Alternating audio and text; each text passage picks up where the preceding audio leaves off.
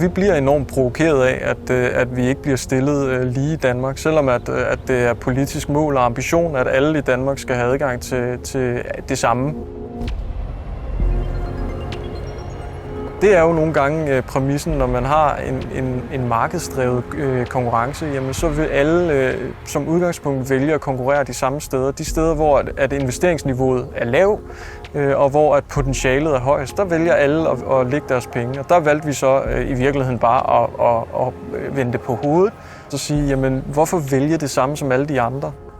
Mit navn det er Christian Sørensen, og jeg er direktør i Born Fiber.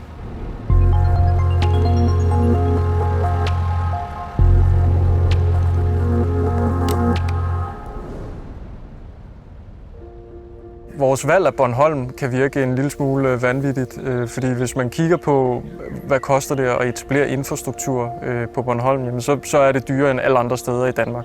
Så vi kunne sagtens have valgt at etablere os et andet sted, som ville være nemmere. Vi kunne også have valgt andre øer i Danmark, som ville være nemmere. For Bornholm er det eneste sted i Danmark, hvor vi har et grundfjeld, som er lavet af massiv sten og granit. Så nogle steder er vi jo nødt til at springe os frem, og andre steder er vi nødt til at være meget kreative i forhold til at få sat master op, som dækker, fordi der også er meget bakke geografisk herovre. Så vi valgte i virkeligheden det sværeste sted, og det kan man jo spørge om, hvorfor katten valgte vi det sværeste sted. Men jeg tror lidt, vi er drevet af det her med, at når vi gerne vil bevise os selv og virkelig være med til at gøre en forskel, så er man nødt til at gå imod strømmen. Og hvis man skulle finde et sted at gå imod strømmen i Danmark, jamen så er Bornholm ligesom på top 1.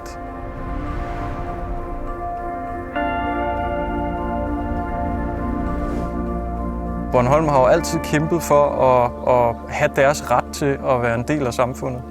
Men på nogle områder har det slået fejl. Og eksempelvis inden for det, vi kalder teleinfrastruktur, altså adgang til internettet, adgang til ordentlig og billig telefoni og adgang til noget tv, som fungerer, der har Bornholm bare været sidste prioritet, fordi det er et dyrt sted at investere.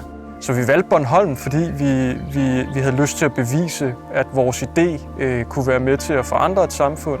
Også at det kunne lade sig gøre og stadig være økonomisk fornuftigt.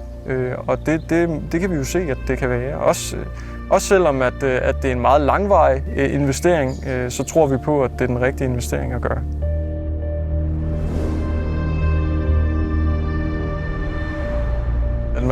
Man skal prøve at se bort fra altid at vælge den nemmeste vej og springe over, hvor gaden er lavest. Vi har i hvert fald fundet enormt stor værdi i at gå mod strømmen og så vælge et projekt, som jo på alle måder var vanvittigt fra begyndelsen af, og som var projektet ingen gad at tage op. Og der kan være enormt stor værdi i at være med til at nedbryde de barrierer, som er blevet sat op igennem rigtig, rigtig mange år.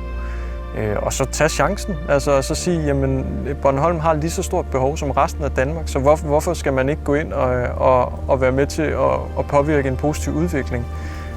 Og må ikke, at den der guldkrukke for enden af regnbuen måske er endnu større på Bornholm, lige netop fordi, at de altså ikke har fået adgang til de samme ting som resten af samfundet. Når der er nogle trusler eller nogle svagheder, så skal man se styrker og muligheder i dem.